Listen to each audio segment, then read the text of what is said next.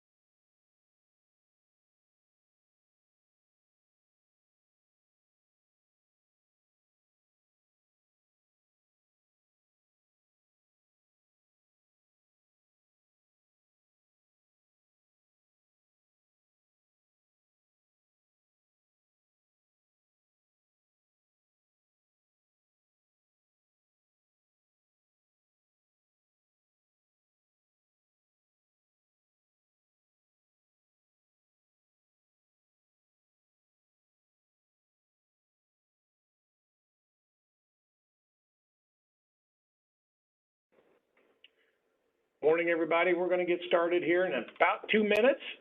So, your last chance to run and grab a cup of coffee, and then we will get started here in just a couple minutes.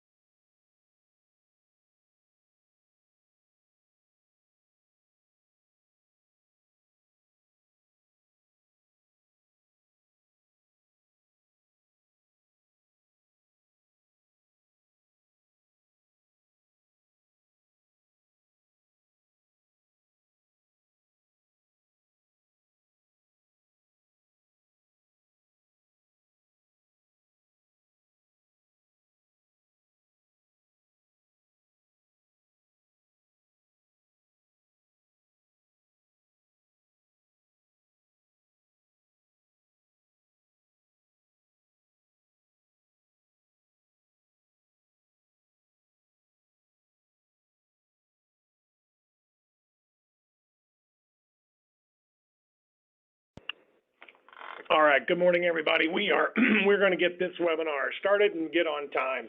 My name is Jim Schwartz. I'm Director of Research Agronomy and PFR here at Beck's Hybrids, and with me today is Luke Schulte. Luke is agronomist extraordinaire in Ohio. Luke is also one of the authors of our herbicide brochure and our weed management guide as well. So we're very fortunate to have Luke to share a little bit with you this morning. Before we get started, a couple housekeeping items. We are recording this video, so this webinar, and so we will push that out to anyone who's joined us today to be able to share that more broadly if they wish. Everyone who is entered this morning, you have entered on mute. If you wish to ask a question, what I encourage you to do is hopefully in the lower right part of your screen, you'll see a little function that says chat. Just enter your questions into that chat box, and either I'll feed them to Luke, or we'll make sure that we get most of those questions covered here at the end of the presentation. But for continuity, we're going to have Luke just make his presentation as we go. So don't hesitate to type your questions in on the chat box. So, Luke, without further ado, I'm going to mute myself and let you take the reins. All right. Well, thanks, Jim, and thanks for everybody for joining. Our goal today is really just to reveal some of the findings that we've had over the past few years around PFR and some of our herbicide demonstration trials. But in this time when I think anxiety maybe is a little higher for some as to what will be the availability of some of particularly the post herbicides, I think it's important that we continue to reflect or revert back to what we know works. And then we're also going to reveal perhaps a new learning to some, my screen's messing up, to some, exactly how do weeds impact yield in all the ways, because there's been some new research and development around weeds and how they actually interfere and impede yield. Okay, my slide's not advancing here.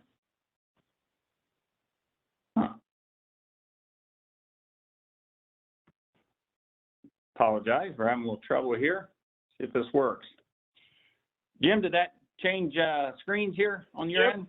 Yep, you were just locked up. Yep. All right, well, thank you.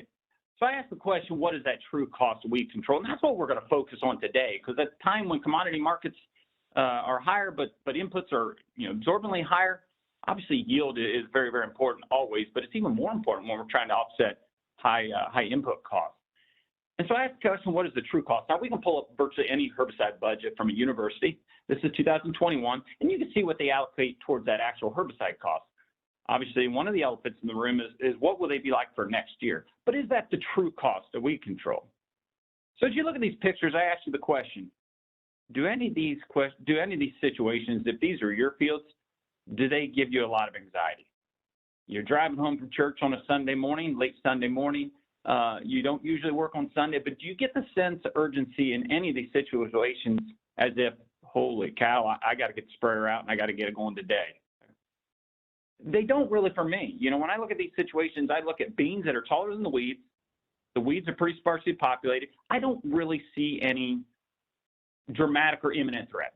Well, interesting enough, the University of Guelph in Ontario, Canada, started conducting research and sought out to conduct research from a weed perspective a little different way, okay? So they looked at a number of years ago, they started evaluating, hey, you know, if weeds and weed resistance are going to evolve faster than new herbicides are going to be introduced, maybe we're looking at this altogether wrong. You know, they thought, hey, we've inserted insect traits in the corn hybrids, we've bred soybean varieties to be more resistant to certain diseases. Hey, maybe we're looking at this altogether wrong. Maybe we need to be looking at, you know, the genetic role and do some hybrids. Do some hybrids have the ability to withstand weed pressure better than others? So they sought out to seek genetics and their role. They didn't really come up with any conclusive findings, but what was interesting about that is they continue to come back in situations like you see on your screen, with which the weed pressure was extremely low. The corn or the soybeans, in this case, were taller than the weeds, and yet the yield was suppressed. The yield was impacted. They thought, you know what, maybe we don't have a complete understanding as to how weeds are stealing yield. I don't know about you, but when I thought prior to this new recent research, when I thought about how weeds were stealing yield, I thought about it was primarily focused around the competition for sunlight, water, nutrients. You look in these situations, sunlight is not impaired. It's early on. Water demand is pretty minimal as a whole. And if we've conducted our fertility program right, you know, fertility isn't limiting as well. But perhaps there's something more to it. So they sought out to conduct this research from a little different perspective. I apologize, my screen's locked up again. Huh.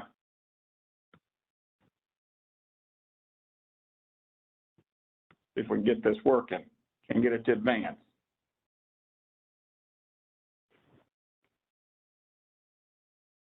Bear with me for a second here.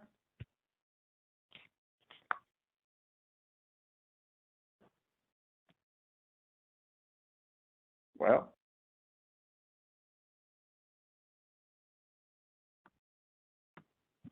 okay, we'll try this again. Hopefully it's advancing. Jim, if you see problems, notify me, please. All right. So they sought out to conduct this research from a little different perspective. They said, hey, when we didn't think weeds were impeding on yield because they weren't shading the crop and they weren't competing for moisture and sunlight, let's just remove those things that we think about are the distraction or the competitive nature. So they grew corn, they grew soybeans in this example, and weeds all in their own individual pods. And what they found was rather remarkable. So they removed, you know, the competition for moisture, nutrient, sunlight. But what they found was rather revealing and pretty neat, in my opinion, and an understanding that we've never had before. Excuse me. Now, I bet many of us have driven by a research greenhouse on a winter day, December, January, maybe it's morning, 6 o'clock in the morning when it's pitch dark, and we've seen a light illuminating from a greenhouse. You go out to Beck's at this time of the year when the days are short, 6 o'clock in the morning, you'll see a purple glow, kind of a purple pinkish glow that's illuminating from the greenhouses. We know that plants absorb a lot of different wavelengths. They prefer red and blue. That's why you see the purple glow in these short days. Our research department's ultimately trying to enhance photosynthesis and also extend our day on these shorter days. We know they would really prefer red and blue light. What they learned by pushing this pot of weeds closer to the corn or soybeans is what they don't care for is reflected, or what they call far red light. That sunlight that was bouncing off that pot of weeds is actually causing stress to that crop. I stole several of quoted several of the components to the article, the research articles out of Crops and Soils and other articles. And I'll just take this quote. They said that they learned when a weed was in the presence of a corn or soybean plant, the plant will cause a dramatic and swift rise in free radicals inside the crop. And I think we've probably all, seen corn that's drought stress or soybeans that drought stress. They show that symptomology. They show that stress is occurring and what is going on, right? Corn rolls up, it starts to protect itself. Soybeans, they flip their leaves, right? They visually are showing a very similar physiological effect is occurring as they move that pot of weeds closer to that corn and soybean. You might be asking, what are free radicals? I'm not going to read all this, but basically it's stress level. Similar physiological impact from drought stress. The stress causes an energy imbalance, And those toxic molecules of oxygen are actually destructive. Now, normally the plant will basically repair itself, but that's energy it has to expend upon repairing itself. I never knew that occurred. We see that in a drought stress situation or wet weather stress of lack of oxygen in our soils. We never knew, to my knowledge, that this actually occurred. But more importantly, how does that impact yield? They can physically measure it. Another quote from the article: when they move that pot of weeds closer, they can measure how it actually affected and impacted that plant morphologically. It actually reduced the root length. They had fewer root hairs. Soybeans didn't nodulate as quickly. You can read that. Photosynthesis was actually delayed, or the timing in which that grain appeared and each leaf structure actually appeared. I think we probably all concur. Start diminishing the root system, the volume of root hairs. Soybeans don't nodulate as early. That's probably going to impact yield. Last quote I'm going to take from the head researcher of this project said, even if you remove the weeds, the final yield will never come back to 100%, even though the plant has a whole growing season ahead of it. In one of their studies in corn, they could actually take it down to what that delayed weed control cost per hour, and they even noted what it cost per day, a half to over 3 bushel a day. It explains that invisible yield loss.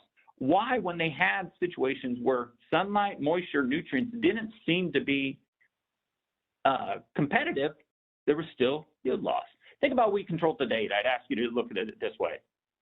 We kind of operated on a threat level with resistance, more of, hey, we'll lay down a pre, but we'll control primarily on point number 2, we'll control what we see. Or think about how those escapes impact yield from a moisture, sunlight, nutrient competition standpoint.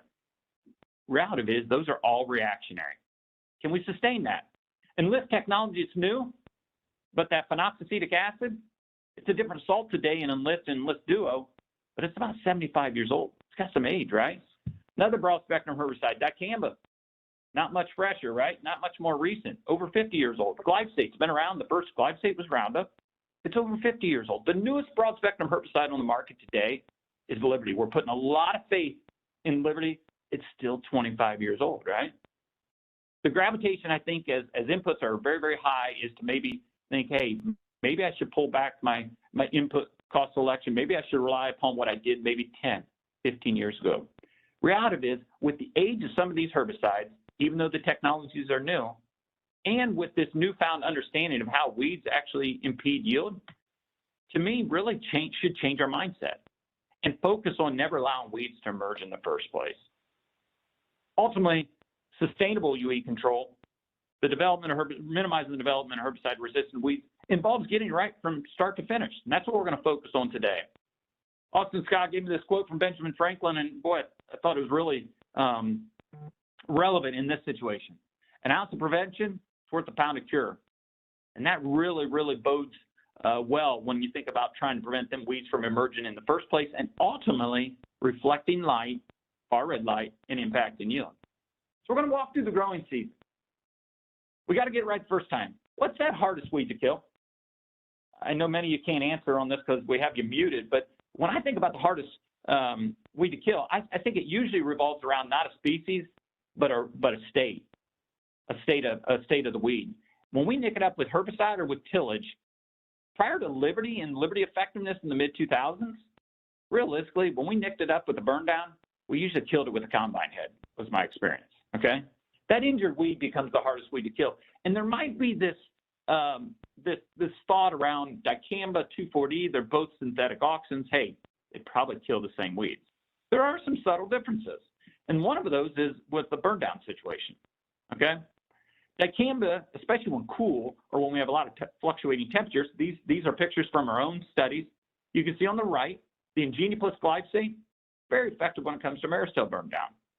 Enlist or 2,4-D in an Enlist system plus glyphosate, not nearly as effective, right? 20% reduced effectiveness.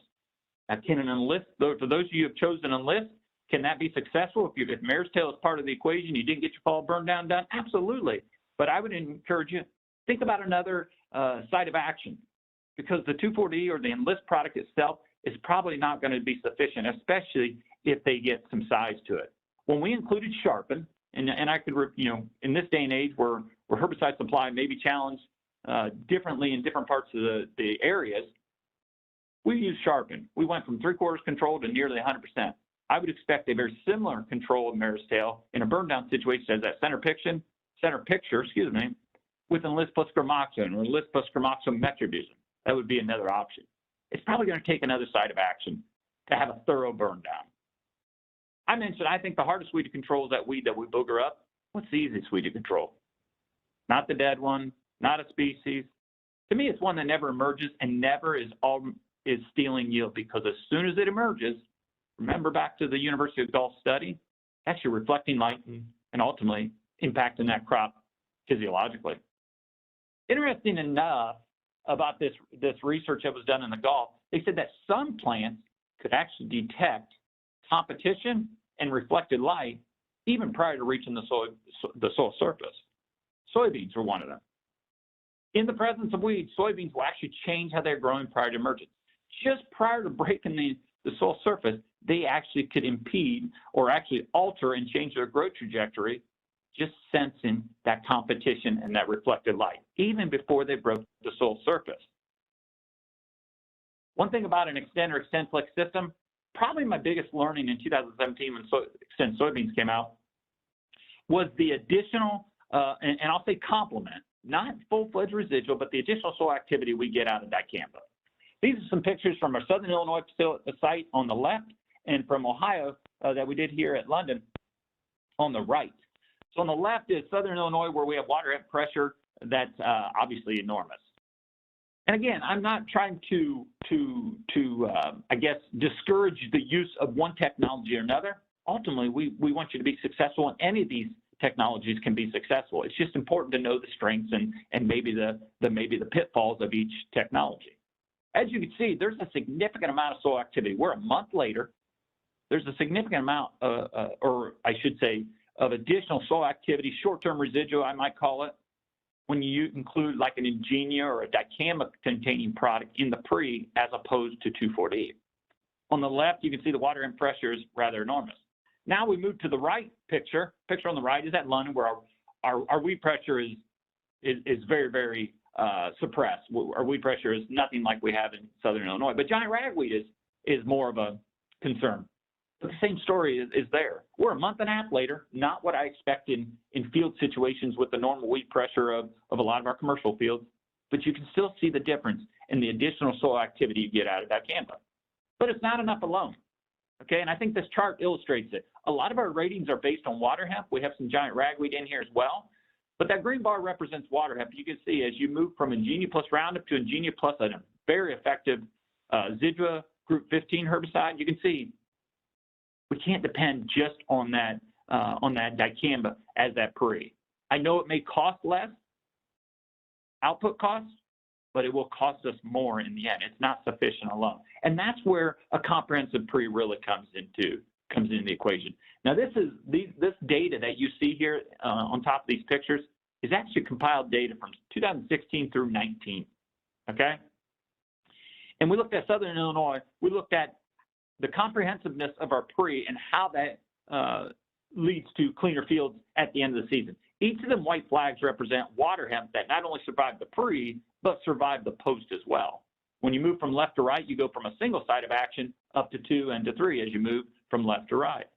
As you can see, when we move from a single reliance upon a single site of action on the left, we move to that center picture, we improved our overall water hemp control by nearly 30%. And some of you may be saying, well, I don't have water hemp. Generally speaking, the same bodes well for many of our other broadleaves. The more comprehensive, the more dependence, or I should say, the less dependence we have on a single site of action, the more effective we're going to be on a lot of broadleaf weeds as well. This happens to be water hemp. And when we go to 3 sites of action, we're nearly 40% overall cleaner at the end of the year. Remember, all those flags, you can't see the weeds in a lot of cases, represent weeds that are ultimately reflecting light and stealing yield. Now, this is 1-year data. This is from London PFR.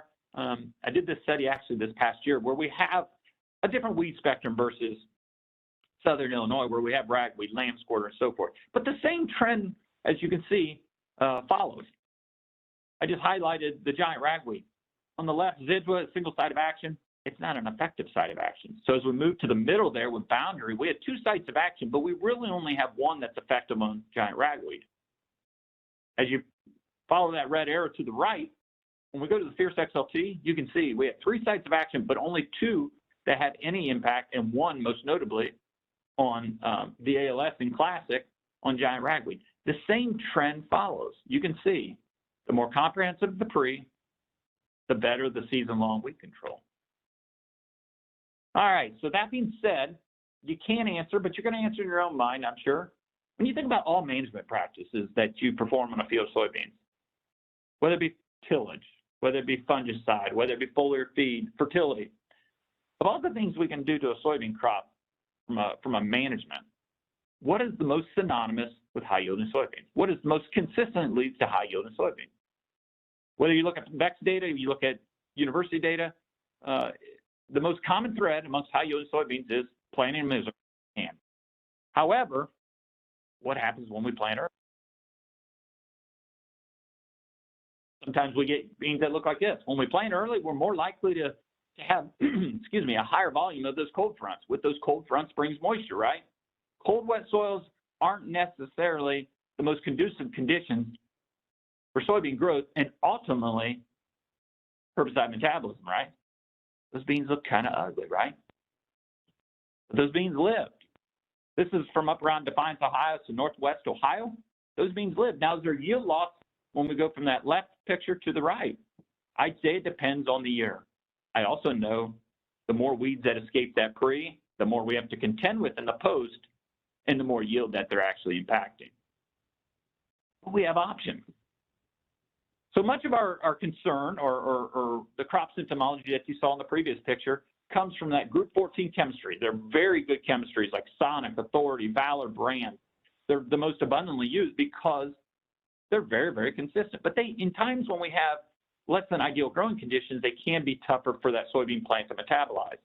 Just give you an option. Where you're going to plant early, where those farms exist where you're more likely to plant early, you know, there's options out there, okay? There's options out there. Whoops, sorry. Got something on my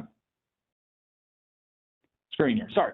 But there's options out there. That happens to be Valor XLT. Very, very good herbicide when it comes to giant ragweed, when it comes to pre-emergently anyway, water hemp control. 2 effective sites of action. Those beans going to live? Well, I revealed to that they are.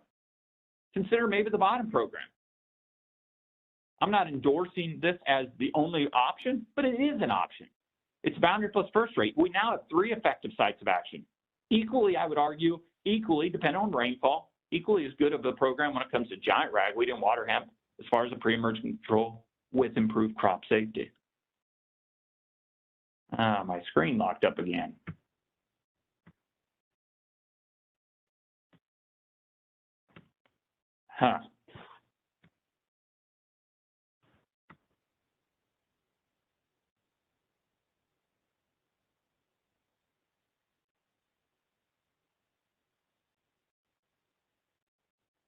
There we go. Sorry.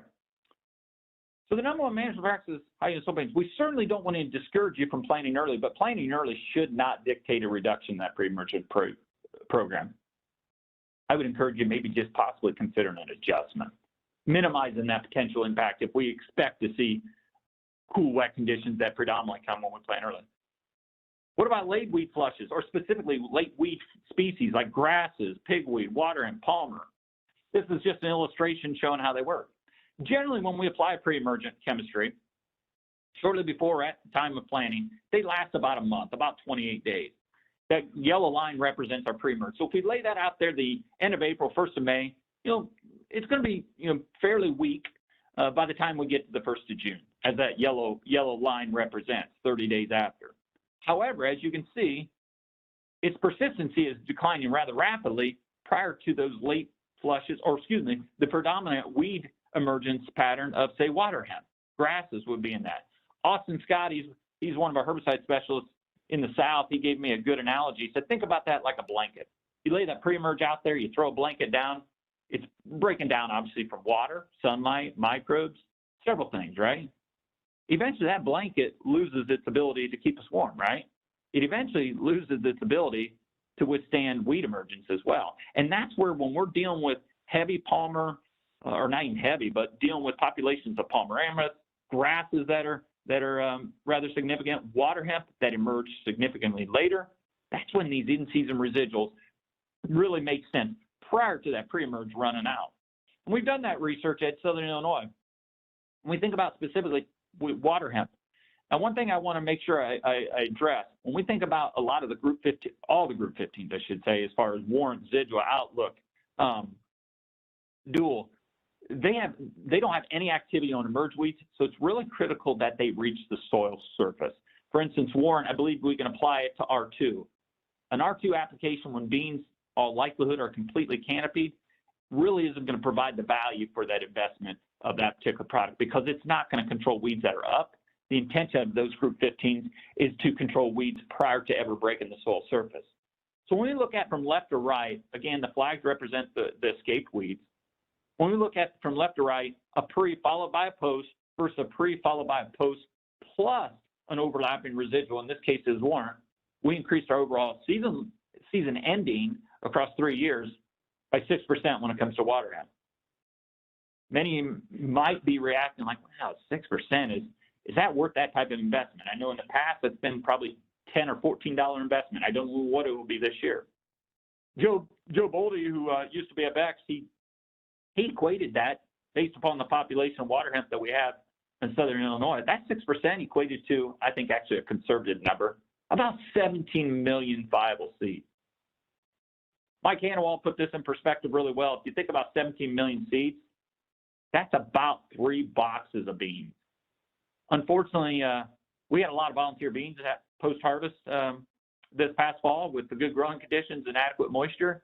We saw a lot of those beans as well. If that gives you some sort of glimpse of what water hemp control can improve with an in-season residual, hopefully that helps you to make that decision. Now, we walked through a comprehensive pre-emergent. We've made sure we've got our burn down and we know what to expect from our burn down situation. What about the post? This is where some of the details, some of the minor details that don't cost a dime can make a significant difference. And that's what we've learned through some of our PFR demonstration trials. Just to draw awareness, I mentioned some of the age of some of these broad spectrum post-emergent herbicides.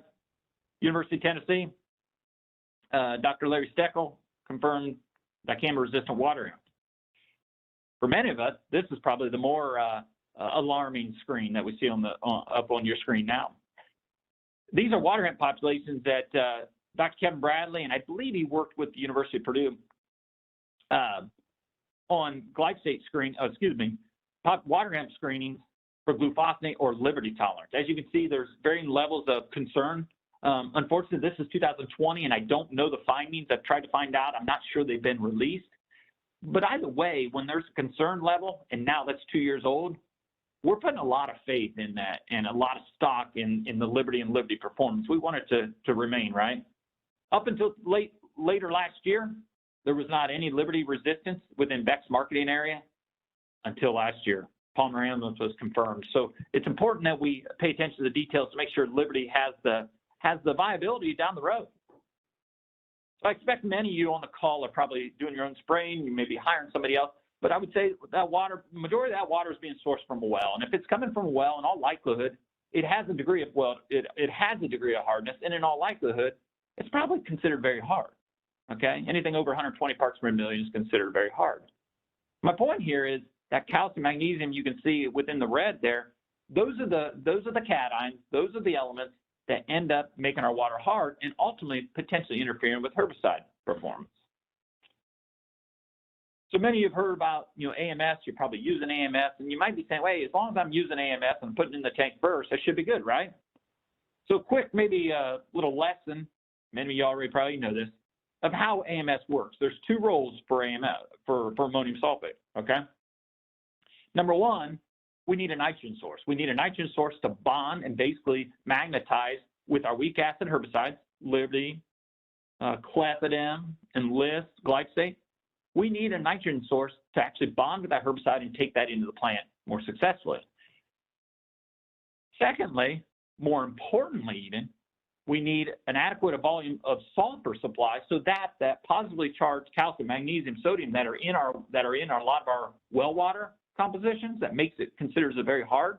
We need that negatively charged sulfate tax and magnetize and occupy those higher water elements. Otherwise, this occurs, is that calcium, without an adequate, even if we're adding AMS, but we don't have an adequate volume of sulfate, now we get insoluble complexes, whereas those hard water elements like calcium in this illustration ends up tying up a lot of our herbicide, rendering it ineffective or not nearly as effective.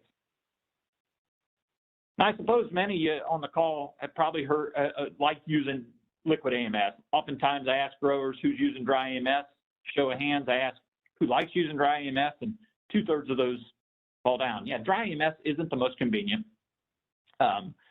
It tends to settle out in a tank when they're sitting overnight. Not fun putting those bags in an inductor. I personally have plugged an inductor. Sometimes we're carrying up to the top of the tank. However, I want to point this out. The most sensitive herbicide to water that isn't conditioned adequately or properly is Liberty. And shortly behind that would be glyphosate and enlist herbicide. So in the illustration you're going to see is actually what we did in our herbicide trials at London.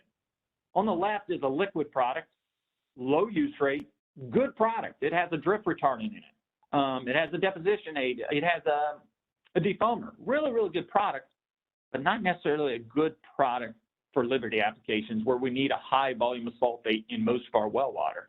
So that's 3 pint per 100. It says right on the label of this particular liquid AMS that that's the ideal or the equivalent rate to 17 pound of dry AMS. Now, for those of you that are listening in, if you drink sweet tea, you like sugar in your tea, obviously it makes it sweet.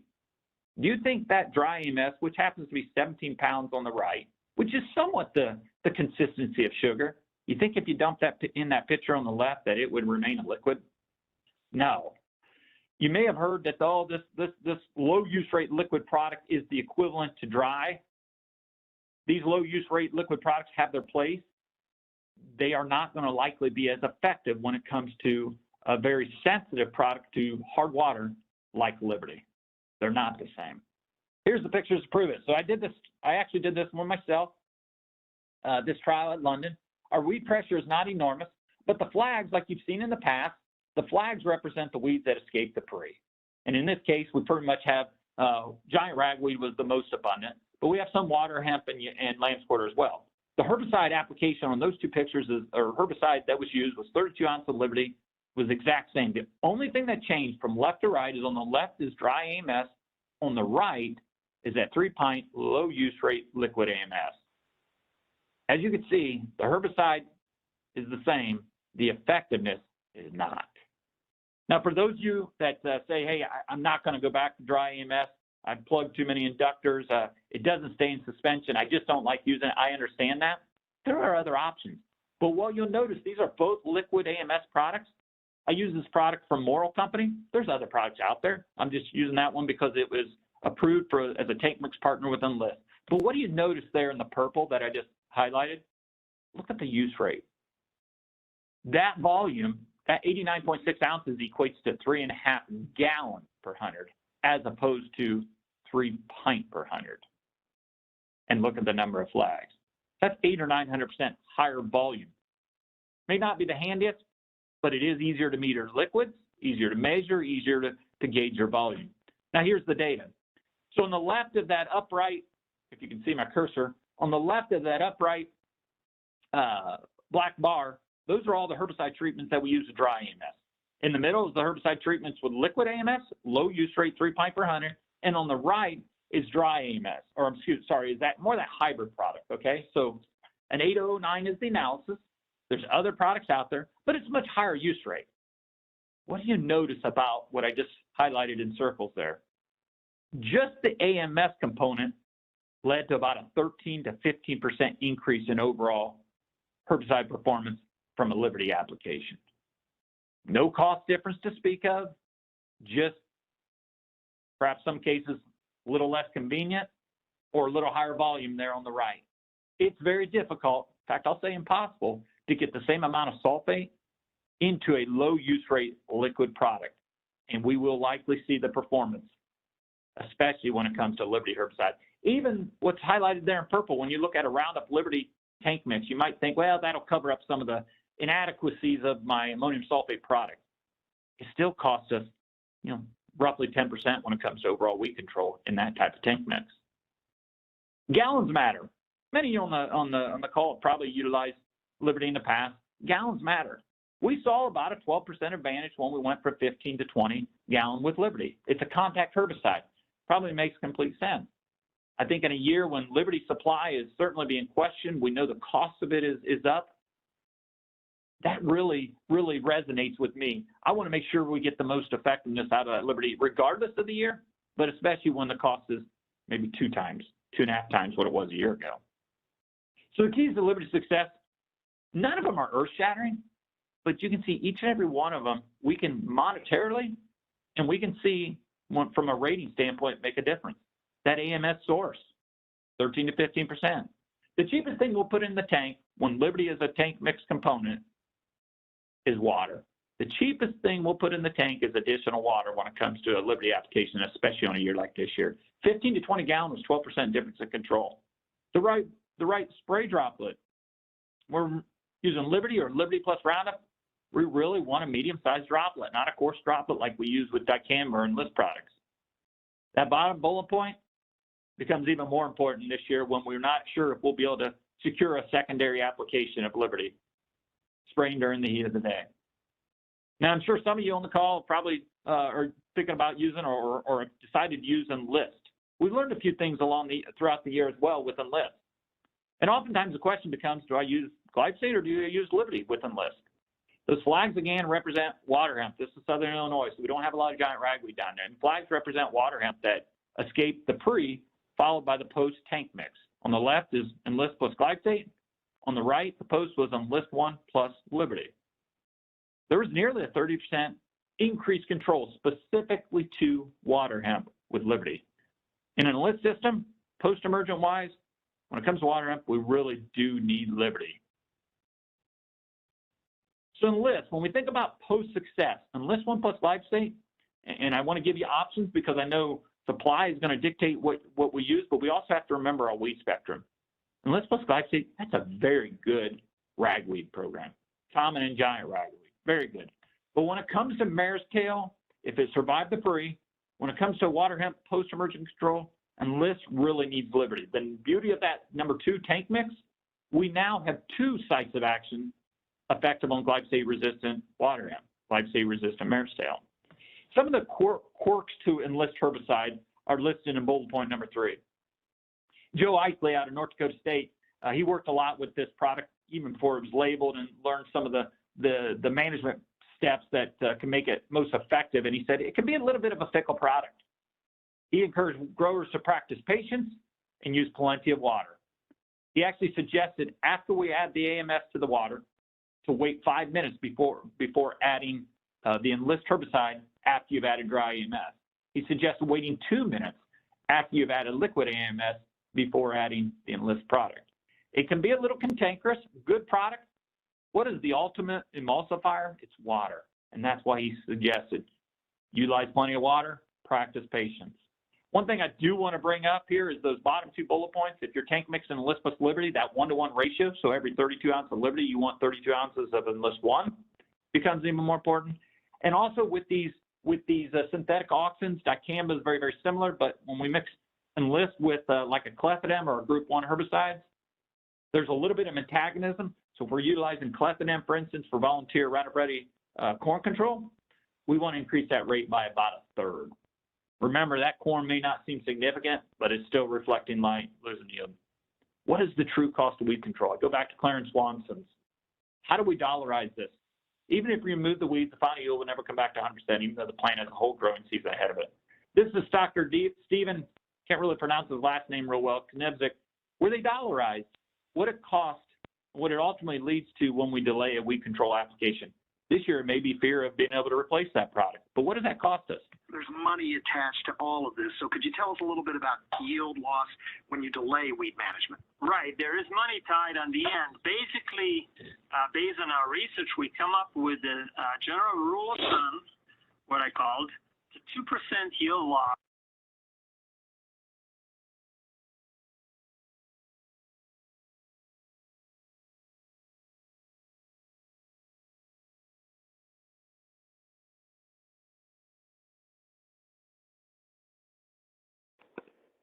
Luke, 2.5. oh, there you go. 60 bushel beans, 2.5% of 60 bushel is 1.5. So money-wise, that would run you easily $10. The video. Remember the video sound What's that? cut out a little bit, Luke. It cut out a little bit, so you might want to rehash it quickly. Okay. So what he was speaking with, Dr. Stephen was speaking with in regards to the reporter, he was speaking about that delayed herbicide application. On average, obviously it depends on the volume of weeds, it depends on the weed spectrum that's out there and so forth. But that reflected light, that competition for moisture, sunlight, nutrients is there as well. But they were able to dollarize that. And when it comes to a delayed application in soybeans, it was about 2.5% yield loss. In corn, it was about 2%. We'll dollarize that here in just a little bit. I would encourage us to maybe forget what we maybe learned when Roundup Ready crops came out. You know, Roundup Ready taught us, hey, we have so much forgiveness, even into the mid-2000s in many areas. Hey, even when weeds get way too big or we need to go to the fair or whatever the case may be, we can be reactionary and we can still control weeds. I'd encourage you 3.5, 4 weeks after you plant, spray, regardless of crop canopy, okay? This is the dollars and cents that the University of Nebraska boiled it down to. And these are real prices, current prices, 60 bushel beans, 190 bushel corn, current commodity markets. For every growth stage we delay weed control, thinking that we need to get plant canopy, and yes, that helps, but relying on plant canopy to take place, it's a $20 bill. So as we think about, and we're nearing the end here, but as we think about herbicide supply and how this all ties into it, what is that true cost of weed control?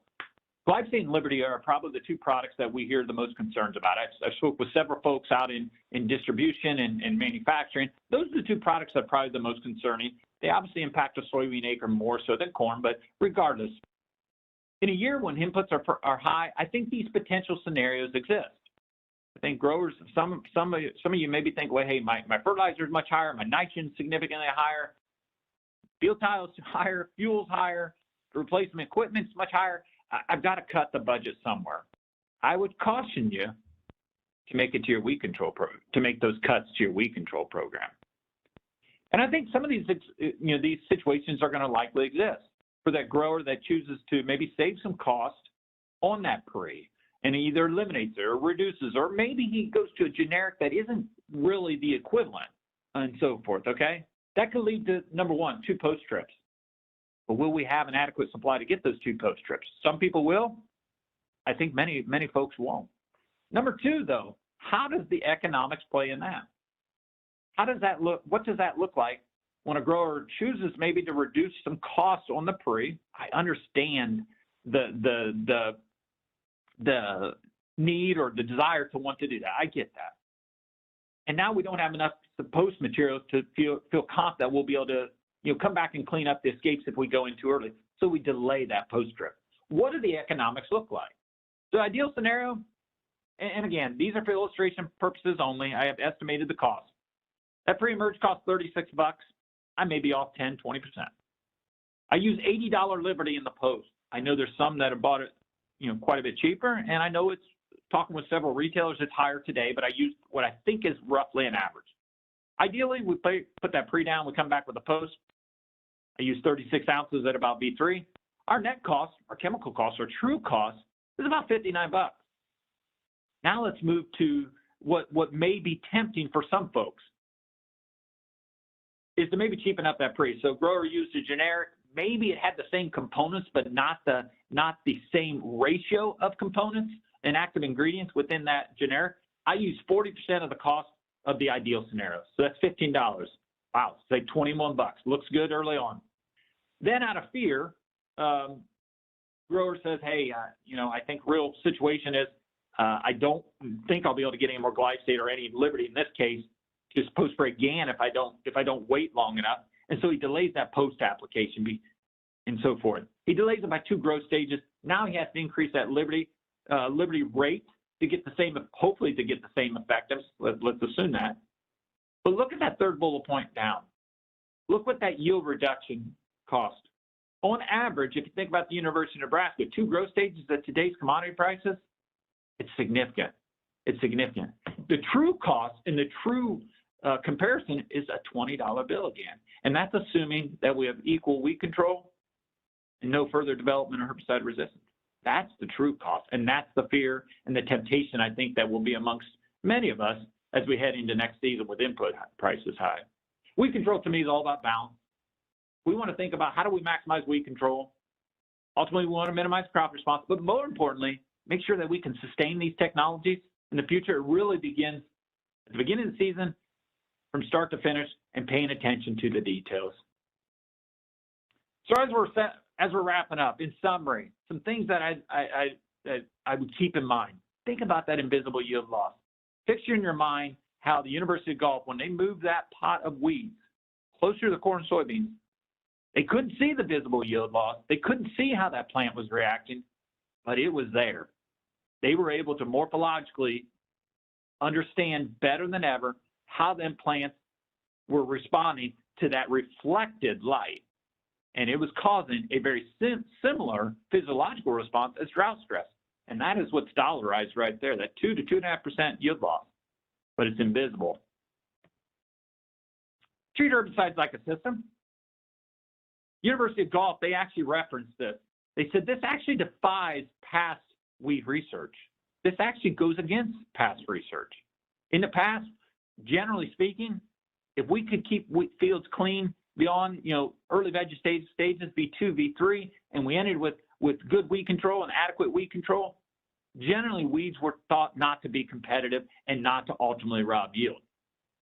Clarence Swanson said that what they learned is actually the most impactful time period as weeds were emerging earliest days, especially when they're emerging with the crop or just prior to or just after. Them late emergers still cost yield, but not as significant, not as impactful. Remember the thorough burn down? Some of those subtle differences in an Enlist or dicamba system, they're not the same herbicide, they're the same site of action. They have some different pros and cons. Much of the benefit to a dicamba system is in the pre. There's probably some luxuries in the post system with Enlist. Don't compromise that pre message and that comprehensive pre. And I'd encourage you, 3.5 weeks, 4 weeks after planting, just put it on the calendar. Prior to crop canopies at times, apply that post-treatment. And convenience doesn't always equal effectiveness. Remember, there's a difference in AMS sources, particularly with some of these broad spectrum herbicides that we're relying heavily upon, like Liberty, like glyphosate and List 1. The cheapest thing we'll put in the tank this year, especially when it comes to these contact herbicides like Liberty, will be the inclusion of additional water. Last thing I have, if you haven't seen our herbicide brochure, we have quite a few of them, I believe, Jim. Yet we developed this last summer, concluded this. We changed the herbicide program this past year. And as we're entering this time when a lot of the growers are going to probably look to develop their plan and create programs so that they can prepay herbicide costs, I would encourage you to look towards this. Utilize your resources around you, your dealer, your seed advisor, but also this brochure. We changed this brochure an enormous amount this year. We included light, medium, heavy weed pressure scenarios and programs. We listed out to the far right of each of those programs what they're specifically weak on and what they're specifically very good on as far as the troublesome weeds. Not all weeds, but specifically what they have their strengths and weaknesses on. And then some of the tables on the back you might find, especially at a time when there's that maybe that allure to maybe cheapen up my pre-program, I'd encourage you, look towards those tables to make sure you're comparing apples to apples. I just pulled it out, page 59. That's probably my favorite table within the herbicide guide.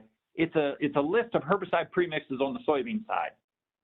Many herbicides today will claim to be the same, and in some cases they are as a name brand, but oftentimes the component and the ratio of those active ingredients is a little different. Make sure you're comparing those. Utilize that table if you feel the need to ensure that you are getting what you expected to get. But I'd encourage you, have a plan, have a backup plan. You may not get the herbicide. I think, unfortunately, not more often than not, but I think there'll be instances where growers prepaid herbicide couldn't hold it all. perhaps you'll show up at your retailer, and they're doing all they can. Don't get me wrong, but we may show up at the retailer, and the retailer says, "I know you have a prepaid, but we're still waiting on that truck." Things could get tight, especially as we near the middle to the end of the post-emergent season. Develop a plan, secure product the best you can now, but remember, weeds are stealing yield in ways that we didn't understand in years past. This research is very recent. As you saw, that article and that research came from March of 2020, April 2020. As soon as weeds emerge, ultimately, even if they're not competing for sunlight, moisture, nutrients, they're still robbing yield. Questions, Jim? All right. So what questions do you have? Thank you, Luke. Wonderful job. What questions? If you would, everyone will remain muted, but if you have any questions, type them in the chat box, and we'll go. So here's one. Luke, do dead plants, such as cover crops or corn stalks, reflect the same light to harm neighboring crops? I don't know that for certain.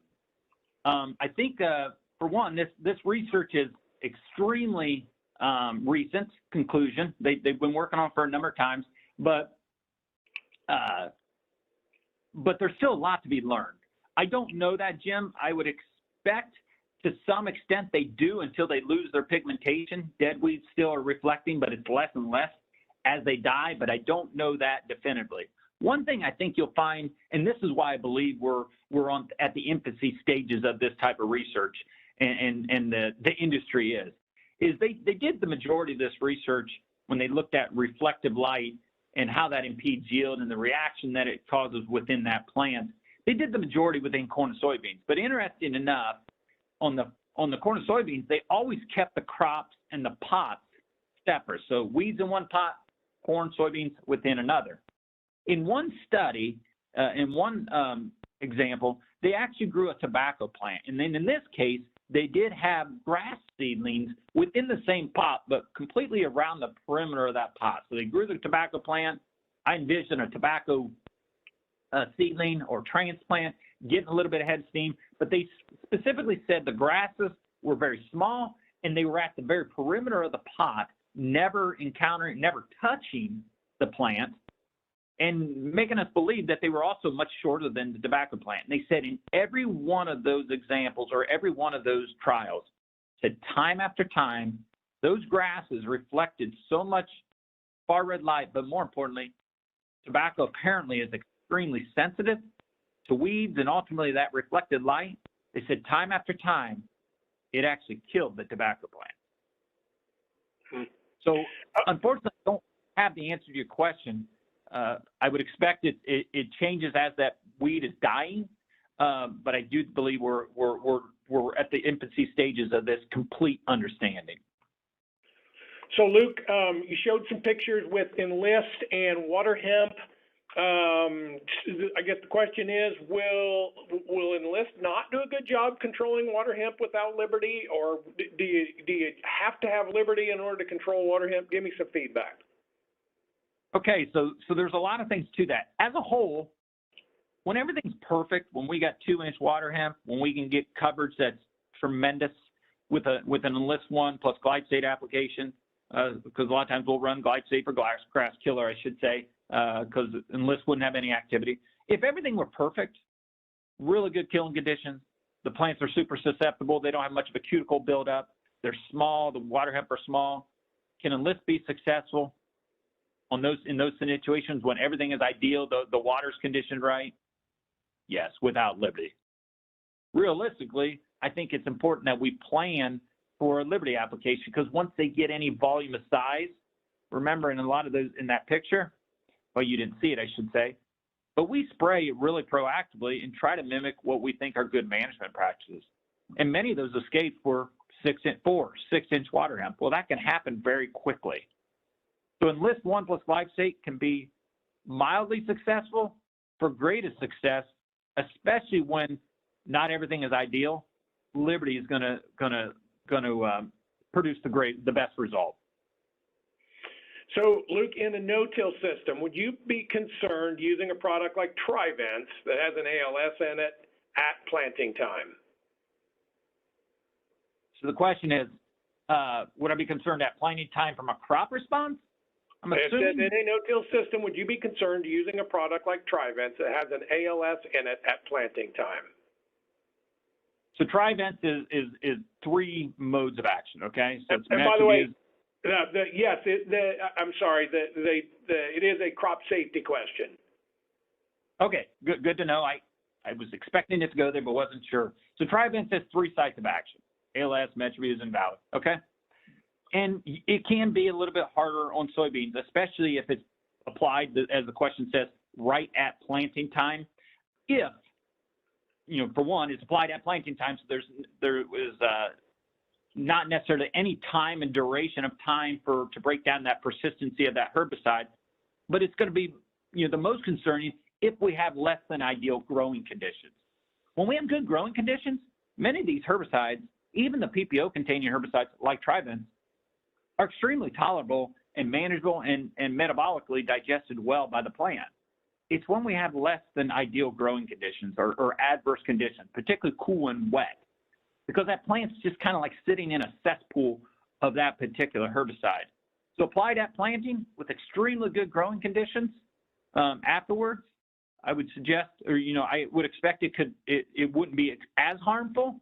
However, there also is no time duration to break down the persistency of that herbicide either.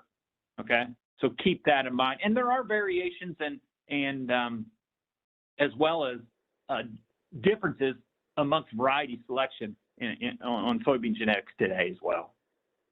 The ALS, address the ALS. I apologize, Jim. No, go ahead. Because Trivent has classic in it, does not concern me. It's more of that PPO chemistry where the persistency is incredibly high that we tend to see a little more visual crop response. A little different question here. This past harvest season, this person is asking, said there were E3 soybeans planted, different areas in the county, and saw seed quality issues, purple beans, some coloration, black beans. Was it weather related? They said they didn't seem to see them in Extend Flex. Is this a factor of Enlist? And realizing, of course, it's impossible to answer this question without being there, but do you have any comments about Enlist seed quality in general as it relates versus Extend Flex? Yeah, so from a seed quality standpoint, without seeing it, yes. I don't want to have the cop out of not answering the question. I really can't speak to without knowing the gravity of the situation, the environment that it was in. As far as comparing Extend Flex and Enlist seed quality, what I will say is almost all Enlist soybean varieties have that gray band around the mature beans. I can't explain why that is, but they just do. And so they don't have that nice yellow shiny coat that we've come to expect with, say, Extend or Extend Flex or Free and Plus soybeans. So they don't appear to be as good a quality at first glance because they do have that gray band.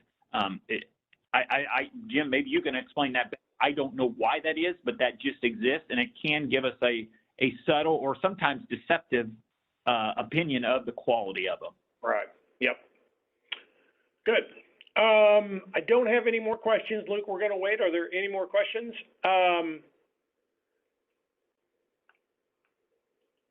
Any more questions?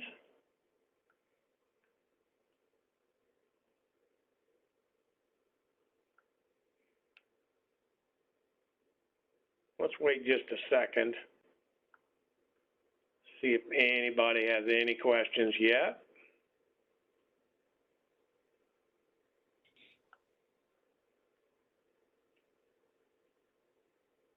Also, Luke, I'll share with you the weed management booklets came in yesterday, so our agronomists will have those, and we will get those for folks who have an interest in our weed management booklet, where we've generated information at multiple sites. Here's a question just popped in.